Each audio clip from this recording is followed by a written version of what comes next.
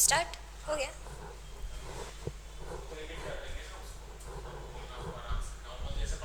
हाँ,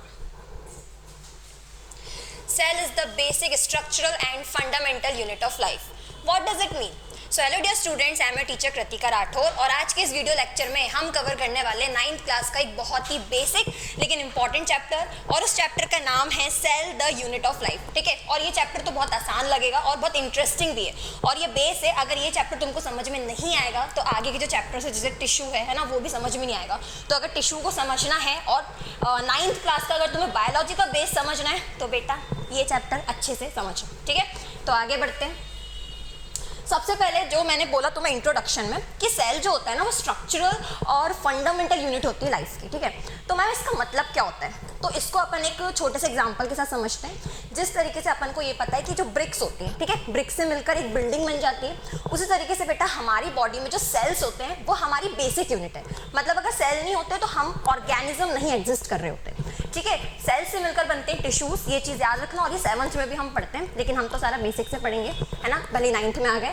तो सेल से मिलकर बनते हैं टिश्यूज, ग्रुप ऑफ टिश्यूज बनाते हैं ऑर्गन, ग्रुप ऑफ ऑर्गन बनाते हैं ऑर्गन सिस्टम, और ऑर्गन सिस्टम मिलकर बनाते हैं एक ऑर्गेनिज्म को, एक बॉडी को।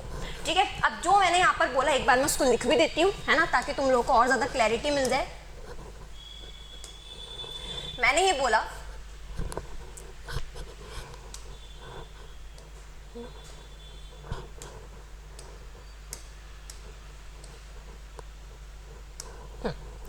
सेल, ठीक है, सेल का ग्रुप मिलकर बनाता है टिश्यू, टिश्यू का ग्रुप मिलकर बनाता है ऑर्गन, ऑर्गन का ग्रुप मिलकर बनाता है ऑर्गन सिस्टम, और ऑर्गन सिस्टम मिलकर हमारी बॉडी बना देते हैं। ठीक है, इसलिए सेल को बेटा फंडामेंटल यूनिट बोला जाता है। फंडामेंटल का मतलब ही होता है बेसिक। ठीक है, और स्ट्रक्चरल यूनिट बोला जाता है ना, क्यों? क्योंकि सेल से ही हमारी पूरी बॉडी का स्ट्रक्चर डिजाइन हो पा रहा है। ओके, तो सेल मिलकर बनाते हैं टिश्यू, उसको याद कर लो, टिश्यू मिलकर बनाते हैं ऑर्गन, ऑर्गन मिलकर बनाते हैं ऑर्गन सिस्टम, और ऑर्गन सिस्टम मिलकर हमारी पूरी बॉडी का फॉर्मेशन करता है। अब ऑर्गन सिस्टम के मैम आप कुछ एग्जाम्पल्स भी दे दो। तो बेटा ऑर्गन सिस्टम में जैसे आता है डाइजेस्टिव सिस्टम, इसमें बहुत सारे ऑर्गन्स है, जैसे लिवर हो गया, digestive system, excretory system, transportation system, इस तरीके से हमारी बॉडी में बहुत सारे सिस्टम्स हैं। ठीक है, फिर इसके बाद ऑर्गन्स का भी मैंने एग्जांपल दे दिया। अब हम आगे देख लेते हैं। तो cell is the basic structural and fundamental unit of life, इसका मतलब समझ में आ गया होगा। अच्छा, इसको ना हम फंक्शनल यूनिट क्यों बोलते हैं? क्योंकि बेटा एक सेल फंक्शन करेगा तब टिश्यू फंक्शन करेंगे, जब टिश्यू फंक्शन करेगा तब ऑर्गन फंक्शन करेगा, जब ऑर्गन फंक्शन करेगा तब ऑर्गन सिस्टम फंक्शन करेगा, और इस तरीके से पूरी बॉडी फंक्शन करेगी। इसलिए सेल को स्ट्रक्चरल और फंक्शनल यूनिट बोला जा रहा है, और ये हम सब लिविंग ऑर्गेनिजम्स का बिल्डिंग ब्लॉक है, जो चीज़ें तुमको अभी यहाँ पर देखकर समझ में आई गई होंगी। ठीक है, अब आगे बढ़ते हैं।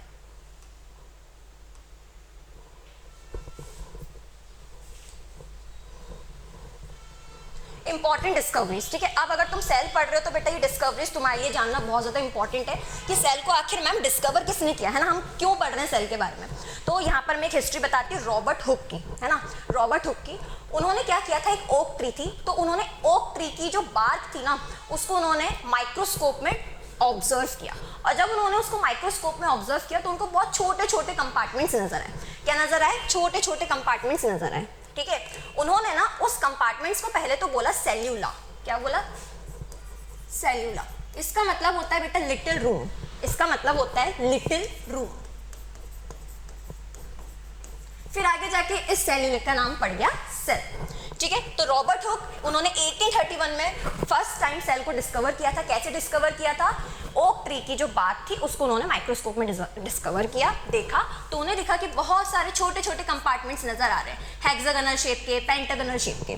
ठीक है, तो इस तरीके से इन्होंने डेड सेल डिस्कवर किया, क्योंकि बेटा बार्क डेड होती है, तो ये चीज हमेशा याद रखना। फिर इसके बाद एंटन वैन ल्यूवेनहुक आए, उन्होंने लिविंग सेल डिस्कवर किया। डेड सेल किसने डिस्कवर किया? रॉबर्ट हुक ने। लिविंग सेल किसने किया? ल्यूवेनहुक ने। L for Leeuwenhoek Hooke, L for living, ठीक है। फिर उसके बाद रॉबर्ट ब्राउन ने डिस्कवर किया न्यूक्लियस, ईयर याद रखना क्योंकि इसके ऊपर एमसीक्यूज आ जाते हैं। फिर उसके बाद J Purkinje coined the term protoplasm, है ना, उन्होंने एक टर्म बोली प्रोटोप्लाज्म। प्रोटोप्लाज्म का मतलब होता है न्यूक्लियस प्लस साइटोप्लाज्म, मतलब सेल में जो भी सेल ऑर्गेनल्स हुए, है ना, न्यूक्लियस हुआ और जो भी फ्लूइड मटेरियल हुआ साइटोप्लाज्म, उन सबको मिलाकर बेटा बोला जाता है प्रोटोप्लाज्म, ठीक है। सेल का living material, nucleus plus cytoplasm plus cell organelles equals to protoplasm. यहाँ मैं इस चीज को लिख देती हूँ, nucleus plus cytoplasm plus cell organelles.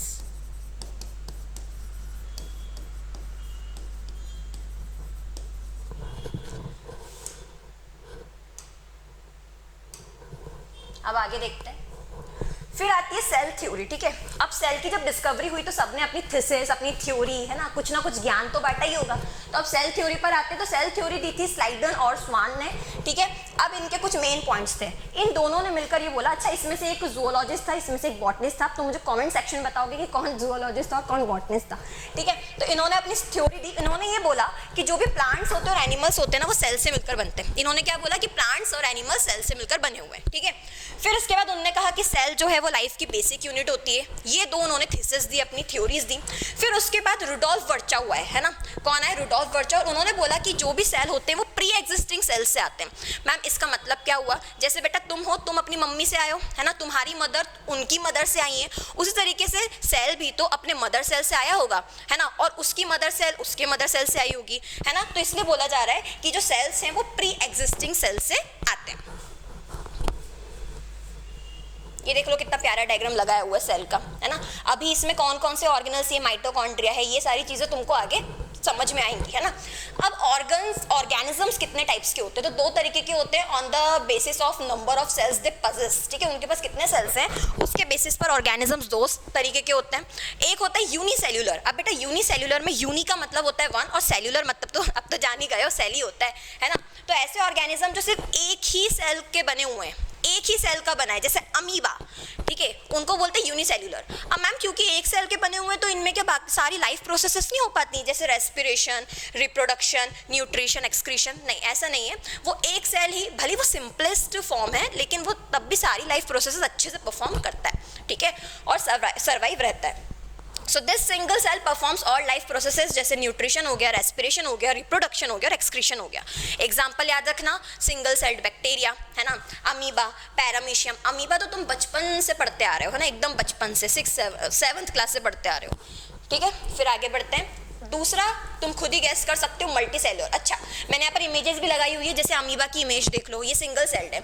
एंट अमीबा हिस्टोलाइटिका, अगर तुम 11th में बायो लोगे तो ये शब्द, ये स्पीशीज तुमको बहुत परेशान करने वाली है, ठीक है।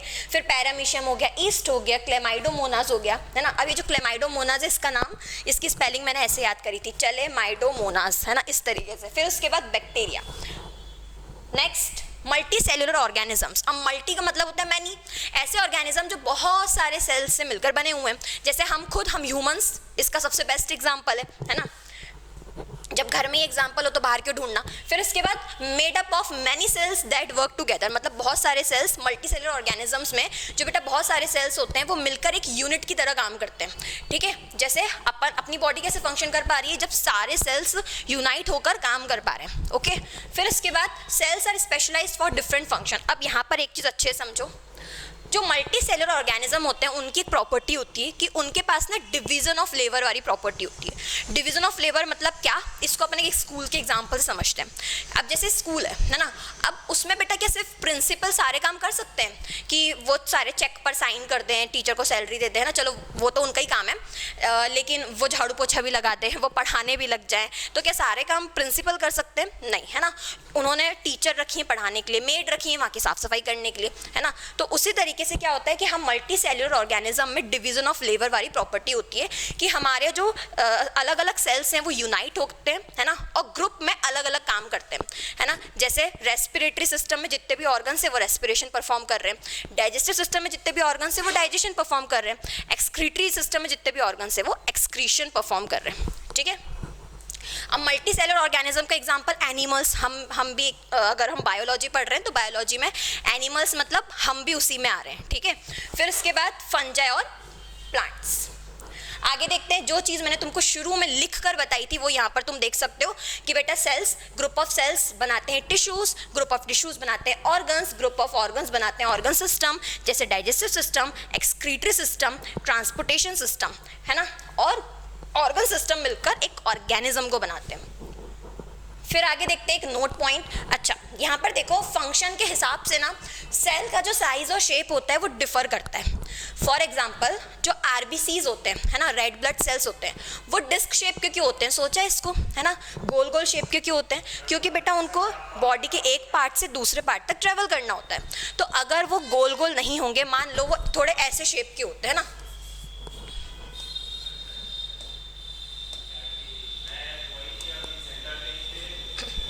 मान लो वो इस शेप के होते हैं, स्क्वायर शेप के, तो पता चला बेटा वो तो ब्लड वेसल में अटक जाते हैं, है ना।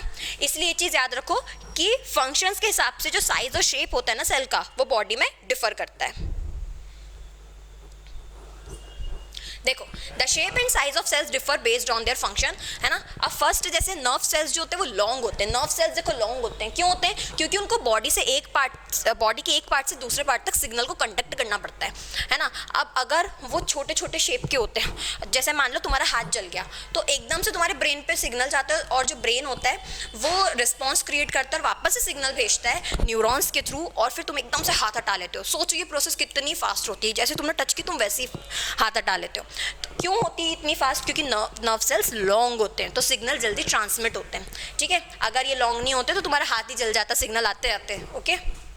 फिर माइटोकॉन्ड्रिया, है ना। अब इसके जो इनर लेयर होती है वो थोड़ी सी फोल्डेड होती है, क्यों, क्योंकि माइटोकॉन्ड्रिया पावर हाउस होता है सेल का, जो तुम आगे पढ़ोगे, तो वो एटीपी को स्टोर करके रखती है, इसलिए इसका जो सरफेस एरिया होता है अंदर वाली लेयर का वो ज़्यादा होता है ना, इसलिए वो अंदर वाली जो लेयर होती है वो फोल्डेड होती है, ताकि वो ज़्यादा से ज़्यादा एटीपी को एकोमोडेट कर पाए, ठीक है। और जो आरबीसीज होती है वो सर्कुलर होती है, ताकि वो ब्लड वेसल्स में ईजिली ट्रेवल कर पाए, है ना। नेक्स्ट, अब बेटा दो तरीके के सेल्स होते हैं अपनी बॉडी में, मतलब अपने पास तो प्रोकैरियोटिक नहीं होते, हम तो यूकैरियोटिक है, लेकिन दो तरीके के सेल्स पाए जाते हैं, एक होता है प्रोकैरियोटिक सेल और एक होता है यूकैरियोटिक सेल। अब प्रोकैरियोटिक में प्रो का मतलब होता है प्रिमिटिव और कैरियो का मतलब होता है न्यूक्लियस, ठीक है। तो ऐसे सेल जिनके पास प्रिमिटिव मतलब बहुत पुराने टाइप का न्यूक्लियस है ना। फिर उसके बाद यूकैरियोटिक वो होते हैं जिनका न्यूक्लियस, यू मतलब ट्रू न्यूक्लियस है। मैम ट्रू न्यूक्लियस का मतलब क्या हुआ, समझते हैं। तो सबसे पहले न्यूक्लियस, है ना, बात तो न्यूक्लियस पे करेंगे सबसे पहले। तो न्यूक्लियस इनका वेल डिफाइंड नहीं होता, मतलब बेटा होता क्या है, प्रोकैरियोटिक सेल में जो जेनेटिक मटेरियल होता है ना, वो जेनेटिक मटेरियल के ऊपर कोई न्यूक्लियर मेम्ब्रेन बाउंड नहीं होती है। जैसे मैं यहाँ लिख कर बताती हूँ तुमको,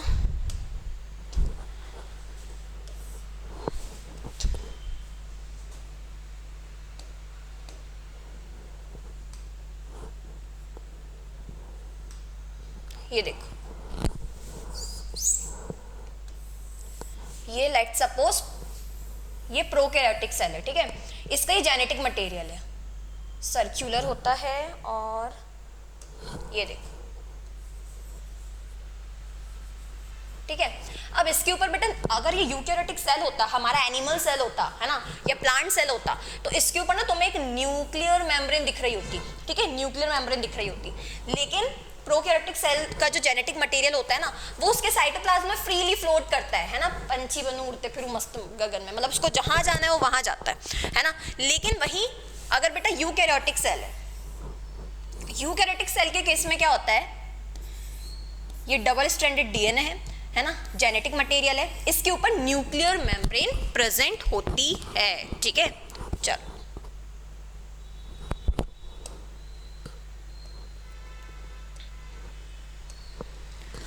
तो nucleus is not well defined, no nuclear membrane. और यूकैरियोटिक सेल में जो न्यूक्लियस होता है वेल डिफाइंड होता है, और उसमें न्यूक्लियर मेम्ब्रेन होती है, वेल डिफाइंड है मतलब न्यूक्लियर मेम्ब्रेन है।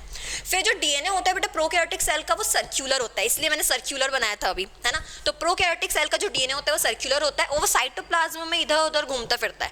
अच्छा, इसी को अपन न्यूक्लियोइड बोलते हैं। प्रोकैरियोटिक सेल के न्यूक्लियस कोई फॉल्स न्यूक्लियस कोई अपन क्या बोलते हैं, न्यूक्लियोइड। न्यूक्लियोइड मतलब अब जैसे देखो विराट और अनुष्का को मिलाकर बोल देते हैं ना विरुष्का, है ना, उसी तरीके से ये जो न्यूक्लियोइड है ना, इसका मतलब है nucleus devoid of nuclear membrane, इसलिए न्यूक्लियोइड, न्यूक्लियर डिवॉइड, है ना, ऑफ न्यूक्लियर मेम्ब्रेन।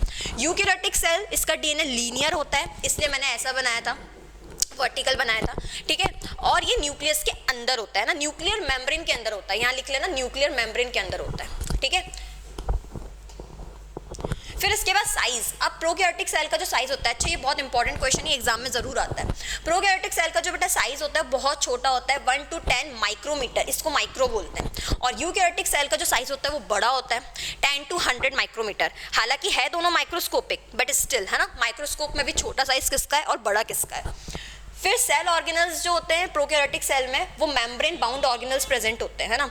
इसमें ऐसे कोई भी सेल ऑर्गेनल्स प्रेजेंट नहीं होते हैं जिनमें मेम्ब्रेन नहीं है। जैसे यहाँ पर नो माइटोकॉन्ड्रिया, नो ईआर मतलब endoplasmic reticulum, no Golgi apparatus etcetera. तो प्रोकैरियोटिक सेल में membrane bound organelles are absent और यूकैरियोटिक सेल में membrane bound organelles are present. Membrane bound मतलब ऐसे ऑर्गेनल जिनके ऊपर लेयर हो, कोई मेम्ब्रेन हो, ठीक है, जैसे mitochondria, endoplasmic reticulum, Golgi apparatus। फिर राइबोसोम्स, इसका जो देखो दोनों में राइबोसोम प्रेजेंट है ना। एक चीज दोनों में कॉमन होती है प्रोकैरियोटिक और यूकैरियोटिक सेल में कि बेटा दोनों में ही राइबोसोम जरूर प्रेजेंट होते हैं, क्योंकि वो तो प्रोटीन फैक्ट्री है, वही तो प्रोटीन बनाएगा, है ना। लेकिन फर्क है, राइबोसोम भी दो तरीके के होते हैं, एक 70S वाले और एक 80S वाले। मैम 70S और 80S क्या है, तो वो अगर तुम 11th में जाओगे तो ये चीज़ तुम्हें डिटेल में आती है कि इसका मतलब क्या है, लेकिन 9th के लेवल पे अभी तुम्हें इतना नहीं पढ़ना है। लेकिन इतना याद रखो कि इसके राइबोसोम छोटे होते हैं, इसके बड़े होते हैं। फिर सेल डिवीजन, ठीक है। तो प्रोकैरियोटिक सेल जो होते हैं वो बाइनरी फिजन से डिवाइड करते हैं। बाइनरी फिजन में क्या होता है कि एक सेल दो में टूट जाता है ना। इसको भी अपन लिख के बताएंगे। बाइनरी फिजन जैसे अमीबा में होता है। देखो बाइनरी फिजन में बाई का मतलब होता है 2 और फिजन का मतलब होता है टूटना। न्यूक्लियर फिजन सुना होगा, है ना। तो बाई मतलब 2, फिजन मतलब टूटना, और अगर फ्यूजन होता तो मतलब जुड़ना। तो जैसे ये अमीबा का सेल है ना, इसमें ये न्यूक्लियस है। तो पहले इसका जो साइटोप्लाज्म है वो अच्छे से एक्सपैंड करता है, फिर सबसे पहले इसका न्यूक्लियस 2 में डिवाइड हो जाता है, फिर इसके बाद इसकी सेल मेम्ब्रेन ब्रेक हो जाती है बीच में से, और ये 2 डॉटर अमीबा सेल्स बना लेता है, 2 डॉटर सेल्स, ठीक है। तो प्रोकैरियोटिक सेल जो होते हैं वो बाइनरी फिजन से डिवाइड करते हैं, और जो यूकैरियोटिक सेल होते हैं वो माइटोसिस से करते हैं, है ना, और मियोसिस से करते हैं। माइटोसिस में बेटा क्या होता है कि जैसे अगर मेरे सेल है, यहाँ पर इसको भी लिख के ही समझाना पड़ेगा वरना समझ नहीं आएगा। जैसे ये सेल है, ये 2n है, मतलब डिप्लॉयड है। तुमने 8th क्लास में ये चीज़ पढ़ी होगी ना, डिप्लॉयड है मतलब हमारे पास 46 क्रोमोसोम्स है, या फिर बोल सकते हैं 23 पेयर ऑफ क्रोमोसोम्स है ना। अब माइटोसिस मतलब ये एक सेल जब 2 सेल में डिवाइड होगा ना, तो दोनों में ही 2n, दोनों ही डिप्लॉयड ही होंगे। लेकिन मियोसिस में मियो का मतलब होता है हाफ, मतलब क्रोमोसोमल नंबर हाफ हो जाता है। ये हमारे जो गैमीट सेल्स होते हैं ना, जर्म सेल्स, उसमें होता है ना। तो यहाँ पर देखो जैसे अगर लिखा हुआ है 2n, तो अगर इसमें मियोसिस हो रहा है ना, तो ये पता है क्या बनाएगा, n। जितने भी डॉटर सेल्स हैं उसमें क्रोमोसोमल नंबर हाफ हो जाता है, ठीक है। पेरेंट में 2n था लेकिन डॉटर सेल्स में n आ गया, तो ये होता है मियोसिस। तो यूकैरियोटिक सेल जो होते हैं वो माइटोसिस और मियोसिस से डिवाइड करते हैं। फिर बेटा प्रोकैरियोटिक सेल के एग्जांपल है bacteria, blue green algae. Eukaryotic cell के एग्जांपल है प्लांट्स, एनिमल्स, फंजाई और प्रोटिस्ट्स। देखो प्रोकैरियोटिक सेल का कितना अच्छा स्ट्रक्चर है, यहाँ पर तुम्हें सब दिख रहा है। बाहर सेल वॉल है ना, सेल वॉल के बाहर भी कैप्सूल होता है, इसलिए बेटा बैक्टीरिया हीट में भी आसानी से नहीं मरते, ठीक है। फिर इसके बाद न्यूक्लियोटाइड मतलब डीएनए, यहाँ पर फ्लैजिलम जिसकी मदद से ये चलते हैं प्रोकैरियोटिक सेल। फिर यहाँ राइबोसोम्स दिख रहे हैं तुमको, कौन से होंगे इनमें, 70S होंगे, है ना। फिर यहाँ पर पिलाए है ना। अब ये पिलाए का रोल क्या होता है एक्चुअल में, वो तुम्हें अभी पढ़ने की जरूरत नहीं है, लेकिन ये एक्चुअली अटैचमेंट के लिए हेल्प करता है इनको, है ना। फिर प्लाज्मा मेम्ब्रेन है जो कि हर सेल के पास होती है, लिपिड्स और प्रोटीन्स की, इसका भी डिटेल आएगा प्लाज्मा मेम्ब्रेन किसकी बनी होती है। फिर इसके बाद प्लांट सेल और एनिमल सेल में क्या डिफरेंस है, ये भी बहुत इंपॉर्टेंट है, इस पे तो डायग्राम भी आ जाते हैं, ठीक है। अब यहाँ देखो जो सेल वॉल होती है प्लांट वॉल की, प्लांट सेल की वो सेल्यूलोज की बनी होती है। किसकी बनी होती है? सेल्यूलोज। फिर इसके बाद जो एनिमल सेल होता है उनमें एब्सेंट है। देखो बेटा, होता क्या है कि हम एनिमल्स मोटाइल होते हैं, हम मूव कर सकते हैं, है ना, हम अपनी प्रोटेक्शन खुद कर सकते हैं। लेकिन प्लांट, है ना, अगर तुम्हें धूप लगी तो तुम शेल्टर लेने घर चले जाओगे, कहीं छाँव में चले जाओगे, तुम्हारे पीछे कोई प्रेडेटर आया, कोई शिकार करना है, तुम भाग जाओगे, तो तुम मोटाइल हो ना, तो तुम्हें इतनी एक्स्ट्रा प्रोटेक्शन की जरूरत नहीं है। लेकिन प्लांट्स बेचारे वो तो एक ही जगह खड़े होते हैं, कड़क धूप आई, गर्मी आई, सर्दी आई, है ना, they have to withstand all harsh climatic conditions, है ना। तो इसीलिए उनको एक्स्ट्रा प्रोटेक्शन देने के लिए नेचुरली उनके पास जो सेल वॉल प्रेजेंट होती है और वो सेल्यूलोज की प्रेजेंट होती है। आया समझ में? जो उनको रिजिडिटी प्रोवाइड करती है और उनके शेप को मेंटेन रखती है। सेल का शेप, तो जो प्लांट सेल होता है वो फिक्स्ड होता है ना, सेल उनका जो सेल शेप होता है वो फिक्स होता है और रेगुलर होता है। क्यों? क्योंकि सेल वॉल प्रेजेंट है ना। लेकिन एनिमल सेल का जो बेटा क्या बोलते हैं, सेल शेप होता है वो इरेगुलर होता है, राउंड होता है या फिर राउंड होता है। क्यों? क्योंकि इनके पास सेल वॉल प्रेजेंट नहीं है, तो इनके पास कोई फिक्स शेप नहीं होता है। ठीक है। फिर इसके बाद प्लाज्मा मेम्ब्रेन, तो प्लांट सेल में present inside the cell wall के अंदर क्या होती है? Plasma membrane. और एनिमल सेल में जो प्लाज्मा मेम्ब्रेन होती है वो आउटर मोस्ट कवरिंग है। क्यों? क्योंकि सेल वॉल है ही नहीं बाहर। इसको भी मैं ड्रॉ करके बता देती हूँ ताकि इसकी भी और क्लैरिटी मिल जाए।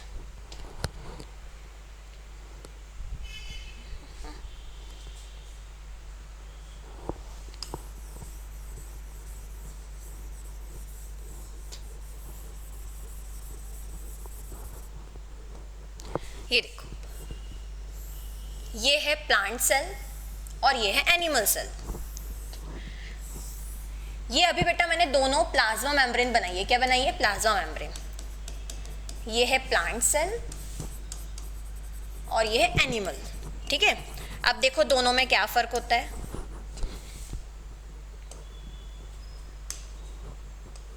अब देखो, ये प्लांट सेल है तो बेटा इसके प्लाज्मा मेम्ब्रेन के ऊपर एक और कवरिंग होती है जो होती है सेल वॉल, और वो बनी होती है सेल्यूलोज की। लेकिन एनिमल सेल में आउटर मोस्ट कवरिंग क्या है?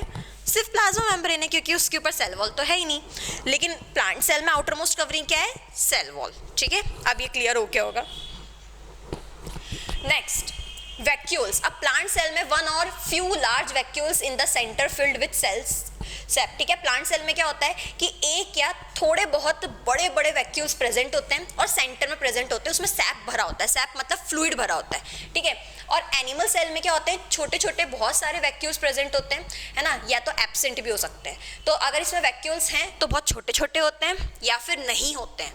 और प्लांट सेल में बड़े वैक्यूल होते हैं, कम होते हैं लेकिन बड़े होते हैं, और एनिमल सेल में ज़्यादा होते हैं लेकिन छोटे होते हैं या तो होते ही नहीं है। ठीक है। फिर इसके बाद प्लास्टिड्स की बात करें तो बेटा प्लास्टिड्स एक सेल ऑर्गेनल होता है जिसमें ग्रीन पिगमेंट प्रेजेंट होता है, क्लोरोफिल, जिस वजह से प्लांट हरा भरा दिखता है तुमको। तो जो प्लांट सेल होता है उसमें प्लास्टिड्स प्रेजेंट होंगे क्या? ऑब्वियसली होंगे, है ना।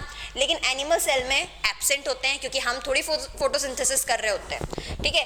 फिर इसके बाद सेंट्रियोल्स। अब सेंट्रियोल्स का काम ना सेल डिवीजन में होता है, तो तुमको इसका डिफरेंस बस याद रखना है क्योंकि इसका डिटेल तुम्हें जानना ही नहीं है।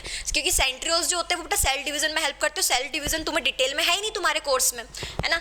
तो सेंट्रियोल्स प्लांट सेल में एब्सेंट होते हैं, लेकिन एनिमल सेल में सेंट्रियोल्स प्रेजेंट होते हैं and they help in cell division.